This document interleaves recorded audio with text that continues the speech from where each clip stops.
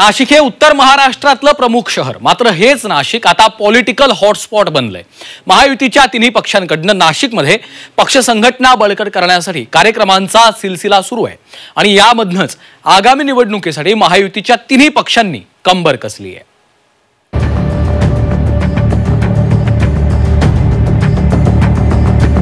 नाशिक बनलंय political hotspot.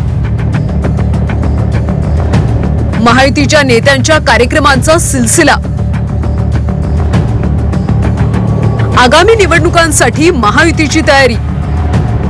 नाशिकच्या पालकमंत्री पदाचा वाद सुटता सुटत नसताना महायुतीच्या तिन्ही पक्षांनी नाशिकमध्ये कार्यक्रमांचा सिलसिला सुरू केला। कार्यक्रमांच्या माध्यमातून महायुतीकडून स्थानिक स्वराज्य संस्थेच्या निवडणुकीची तयारी केली जात असल्याचं बोललं जात आहे।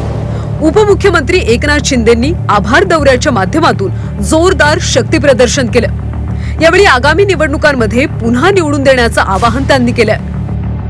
प्रधानमंत्री मोदी साहेबांनी मंदिरांच्या स्वच्छतेची मोहीम इथून चालू केली होती, नाशिकमधून, आणि म्हणून नंतर लोकसभा आणि विधानसभा निवडणुकांमध्ये आपण विरोधकांचा सफाया करून एक प्रकारे स्वच्छता सुरू केलेली आहे।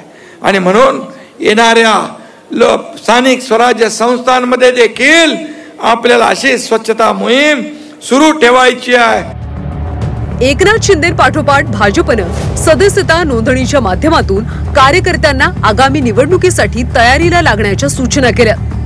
भाजप प्रदेशाध्यक्ष चंद्रशेखर बावनकुळे यांच्यासह रवींद्र चव्हाण आणि गिरीश महाजन हे सुद्धा शिबिराला उपस्थित होते। 100% भारतीय जनता पार्टीचा संघटनेचा जुना कार्यकर्ता हा पहिला क्रायटेरिया आहे। निवडून येण्याची क्षमता हाही क्रायटेरिया आहे आणि निवडून आल्यावर केंद्र सरकार राज्य सरकारची एजन्सी म्हणून, शेवटी महानगरपालिका जिल्हा परिषद काय आहे, केंद्र राज्य सरकारच्या योजना इम्प्लिमेंट करणारी बॉडी आहे। त्यामुळं कुठल्याही उमेदवाराला तिकीट देताना अनेक पॅरामीटर असतात। जुना कार्यकर्ता असतो, ॲक्टिव्ह मेंबरशिप असतं, त्यांचा संपर्क असतो, अनेक गोष्टी पॅरामीटर असतात आणि जिंकण्याची 51% मतं घेण्याची क्षमता असतं। शेवटी संघटना आपलं मत टाकतं, पण लिडरशिपही त्या ठिकाणी थोडी लागतात, त्या आधारावर निर्णय करता येतं।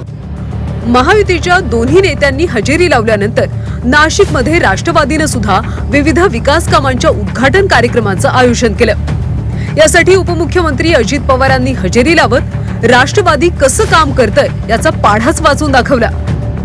केंद्राधी काहीतरी 1.5 लाख कोटी हे बिनव्याजी 50 वर्षाच्या परतफेडीने 50 वर्षाच्या हे राज्यांना उपलब्ध करून दिलेले आहेत। ज्यांचे प्रस्ताव केंद्रामध्ये येतील त्यांना केंद्राला ते पैसे द्यायचे आणि त्याच्यामध्ये महाराष्ट्र मागं राहू नये, महाराष्ट्र पहिल्या क्रमांकावर राहावा, अशा प्रकारचं नियोजन देवेंद्र फडणवीसांच्या नेतृत्वाखाली महायुतीच्या सरकारने केलेलं आहे। नाशिक जिल्ह्यात राष्ट्रवादीचे सर्वाधिक आमदार आहेत, पाठोपाठ दुसऱ्या नंबरवर भाजपचे आमदार आहेत। असं असताना आपल्या पक्षाचे 2 आमदार असलेल्या एकनाथ शिंदेंनी मात्र एक पाऊल पुढे टाकत चांगलीच राजकीय खेळी खेळली।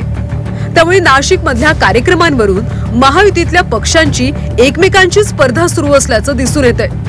आगामी निवडणुकीत महायुतीतले तिन्ही पक्ष एकत्र लढणार की स्वबळावर हे पाहणं आता महत्त्वाचं आहे। योगेश खरे, झी24 तास, नाशिक।